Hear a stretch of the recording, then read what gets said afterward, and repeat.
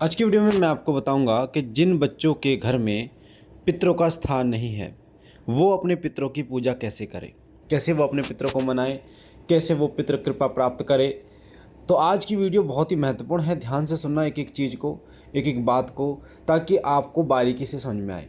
अगर आप पहली बार चैनल पे हैं तो आपके सीधे हाथ पे जो लाल कलर का बटन है सब्सक्राइब का, उसे दबा के चैनल को सब्सक्राइब कीजिए, लाइक कीजिए, शेयर कीजिए वीडियो को ज़्यादा से ज़्यादा लोगों तक, क्योंकि ये प्रश्न हमारे एक बहन का है और बहुत ज़्यादा बार उन्होंने ये प्रश्न पूछा है कि हमारे घर में पितरों का स्थान नहीं है तो हम अपने पितरों को कैसे प्रसन्न करें, कैसे उन्हें खुश करें, कैसे उनकी कृपा प्राप्त करें। देखिए, हर जगह पर पितरों को अलग अलग तरीके से मनाया जाता है। कई लोग पितर बोलते हैं, कई लोग ऊत बोलते हैं, कई लोग दादा बोलते हैं, अलग अलग नामों से पितरों को जाना जाता है। और हर धर्म में पितरों की पूजा होती है। ऐसा नहीं है कि हिंदू धर्म, सनातन धर्म में ही पितरों को माना जाता है। मुस्लिम धर्म में भी, ईसाई धर्म में भी, सिख धर्म में भी पितरों को माना जाता है। एक तरीका अलग हो सकता है, समय एक अलग हो सकता है, पर माना जरूर जाता है। तो कैसे बिना स्थान के पितरों की पूजा करें? कई जगह पर पितरों का स्थान होता है, जैसे हमारे गांव में पितरों का स्थान घर में मनाया जाता है। हो सकता है आपके यहाँ पर भी पितरों का स्थान मनाया जाता हो, पर जिनके घर में, जिनके गांव में पितरों का स्थान नहीं मनाया जाता, वो पितरों की पूजा कैसे करें? तो सबसे पहले एक वीडियो मैंने डाली है आज, जिसमें अमावस्या पर पितरों को कैसे प्रसन्न करें, कैसे उनकी पूजा करें, ये बताया है। तो सबसे पहले वो वीडियो आप सुनना। मैं कोशिश करूंगा इस वीडियो के डिस्क्रिप्शन में उसका लिंक डाल दूं, जिसमें मैंने आपको साफ साफ बहुत अच्छे तरीके से आसान शब्दों में बताया है कि पितरों को भोग कैसे दें, कैसे अमावस्या निकालें। तो आपको क्या करना है? अगर आपके घर में पितरों का स्थान नहीं है, अमावस्या के दिन पितरों की पूजा करनी है आपको। और कैसे करनी है? अपने घर के छत पे किसी एक कोने को, किसी एक स्थान को पोछे से, झाड़ू पोछा लगा के साफ कर लीजिए। देसी घी का दीपक जलाइए। देसी घी का दीपक जलाकर अग्यारी जो अग्यारी नहीं होती है, उपला होता है, उसके ऊपर उसको जलाकर 2 लौंग और 1 बतासे का भोग अपने पितरों को दीजिए।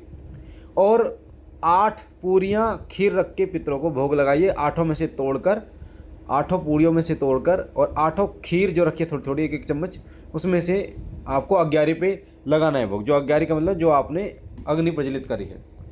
अब आपको एक लोटा जल लेना है, जिसमें आपको जो डालना है वो डालना है गंगा जल, नॉर्मल जल, 1 बतासा, थोड़े से चावल, अक्षत, और ये भगवान सूर्य को अर्पण करने हैं। ओम मम सर्व पितृ देवताभ्यो नमः, ओम मम सर्व पितृ देवताभ्यो नमः, ओम मम सर्व पितृ देवताभ्यो नमः।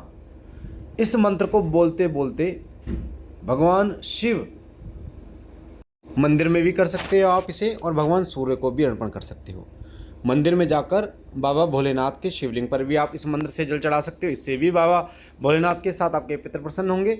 और भगवान सूर्य को भी अगर आप देते हो इस प्रकार से जल, तो आपके पितृ प्रसन्न होंगे।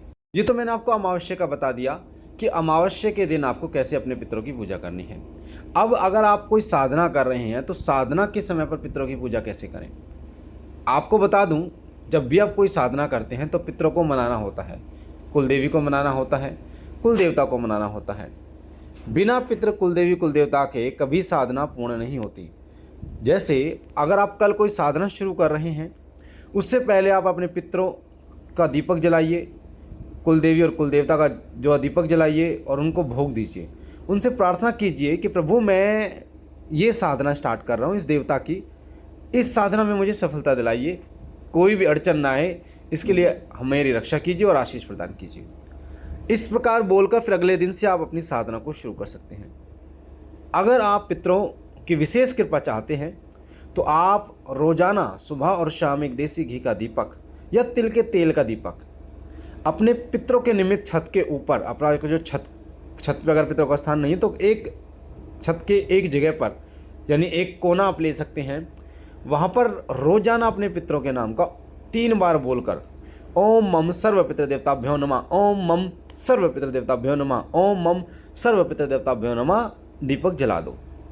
अब ये जो मैंने बोला आपसे, मम मतलब मेरे घर के पितृ, अगर सिर्फ आप ये बोलते हैं ओम पितृ देवताभ्यो नमः, तो अन्य पितृ भी आ सकते हैं, अन्य पड़ोसियों के पितृ भी आ सकते हैं, कई केसेस ऐसे होते हैं। तो हम बोलते हैं कि मेरे घर के पितृ आए, तो ओम मम सर्व पितृ देवताभ्यो नमः, यानी मेरे घर के सभी पितृ। उसके बाद आपको रोज़ाना दीपक जलाना है, धूप बत्ती जलानी है और मत्था टेकना है, बस इतना काम करना है। रोज़ाना अगर आप स्नान करा सकते हैं तो अति उत्तम है। अगर और कृपा चाहते हैं पितरों की, कई बार ऐसा होता है कि हमारे पितृ जो हैं वो निर्वस्त्र घूमते हैं, तो उनको वस्त्र अर्पण करना बहुत ज़रूरी है।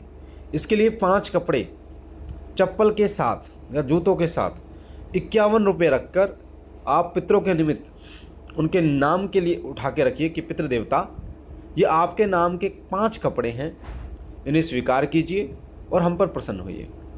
अब जो 5 कपड़े हैं उसमें क्या क्या आता है, सफ़ेद होने चाहिए मेनली। अगर सफ़ेद भी ना हो तो कम से कम एक कपड़ा सफ़ेद उसमें, जैसे रुमाल सफ़ेद हो गया, पैंट शर्ट हो गई, पैंट टी शर्ट हो गई, ठीक है, पैंट एक कपड़ा पैंट हो गया, एक टी शर्ट हो गया या शर्ट हो गई, एक रुमाल हो गया 3, और एक अंडरवियर हो गया 4, एक बनियान हो गया 5, और चप्पल हो गई। तो इस तरीके से आपको उस व्यक्ति को देना है जो व्यक्ति उनको इस्तेमाल कर सकता हो।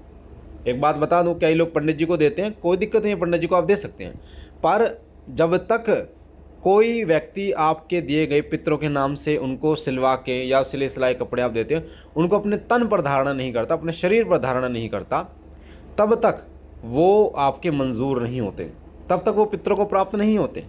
ये बात बहुत ही गहन बात है और लोगों को ऐसा लगता है कि हमने तो दे दिया, हमने तो पितरों का नाम का दे दिया, तो ऐसा नहीं है। अब जैसे हनुमान जी का चोला चढ़ाने कई लोग जाते हैं तो वो पंडित जी को दे देते हैं, पंडित जी चढ़ाते भी हैं, नहीं चढ़ाते, तो चढ़ता वो स्वीकार जब ही होता है जब वो भोग लगता है, जब मूर्ति पर चढ़ाया जाता है। तो उसके लिए आप कोशिश कीजिए कि हनुमान जी को एक ऐसा मंदिर हो जिसमें आप स्वयं चोला चढ़ा सकें। तो इसी तरीके से जब वो खुद चढ़ाओगे तब वो स्वीकार होता है जब चढ़ जाता है बाबा पे। उसी तरीके से जब आपके पितृ जब प्रसन्न होते हैं, जब उनको धारण करते हैं, जब वो किसी के तन पर होते हैं, तो इस चीज़ का विशेष रूप से ध्यान रखिए। दूसरी बात, एक प्रश्न और बच्चे ने किया था कि गुरुजी कैसे पहचाने कि हमारे पितृ का जो स्थान है वहाँ पर कोई प्रेत तो नहीं बैठा, या हम जो भोग लगा रहे हैं कोई प्रेत ग्रहण तो नहीं कर रहा। तो इसके ऊपर एक सेपरेट वीडियो, अलग से वीडियो आपको मिलेगी, अगली वीडियो, जिसमें आपको पितरों से निमित्त जानकारी मिलेगी कि कैसे पहचान सकते हैं कि आपके पितरों के स्थान पर कोई प्रेत तो नहीं बैठ गया, या आपका भोग आपके पितरों तो ही प्राप्त हो रहा है। तो वीडियो को ध्यान से सुनना जो अगली वीडियो आएगी, ताकि आपको बारीकी से एक एक चीज़ पता चले। दूसरी बात, मैंने कोशिश की है इस वीडियो में क्लियर करने की कि आप कैसे अपने पितरों को प्रसन्न कर सकते हो। गौ माता को सुबह सुबह आटे की 2 लोई अगर आप खिलाते हो, ओम 3 बार ओम मम पितृ देवताभ्यो नमः, ओम मम सर्व पितृ देवताभ्यो नमः, ओम मम सर्व पितृ देवताभ्यो नमः, ओम मम सर्व पितृ देवताभ्यो नमः 3 बार बोलकर, तब भी आपके पितर प्रसन्न होते हैं। चिड़ियों के लिए पानी रखना, दाना डालना, इससे हमारे पितर प्रसन्न होते हैं और हम पर कृपा करते हैं। तो मुझे आशा है ये जानकारी आपको पसंद आई होगी। हम मिलते हैं एक नई जानकारी के साथ, तब तक के लिए ओम नमः शिवाय, ओम नमः शिवाय, ओम नमः शिवाय।